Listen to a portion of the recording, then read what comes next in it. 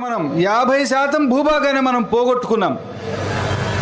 ఈరోజు ఆఫ్ఘనిస్తాన్గా పిలువబడే గంధార దేశం మన దేశం నుంచి విడిపోయింది. పాకిస్తాన్, నేపాల్, భూటాన్, బర్మా, టిబెట్, బంగ్లాదేశ్, శ్రీలంక అలా 8 భూభాగాలు భారతదేశం నుంచి విడిపోయింది. సగం కంటే ఎక్కువ భూభాగాన్ని మనం కోల్పోయాం. మన ప్రజలు బలవంతంగా మత మార్పిళ్ళకు గురయ్యారు.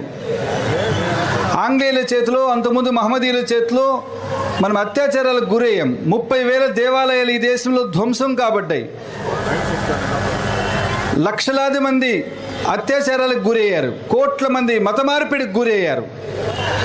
కాబట్టి హిందూ సమాజంలో చైతన్యం తీసుకురావాలి. హిందూ సమాజాన్ని సంఘటితం చేయాలి, అంటే సమైక్యపరచాలి. అప్పుడు మాత్రమే భారతదేశం ప్రపంచంలో వైభవంగా ఉంటుంది అని డాక్టర్ కేశవరావు బలిరామ్ హెడ్గేవార్ గారు రాష్ట్రీయ స్వయం సేవక్ సంఘాన్ని స్థాపించారు. రెండో భాగం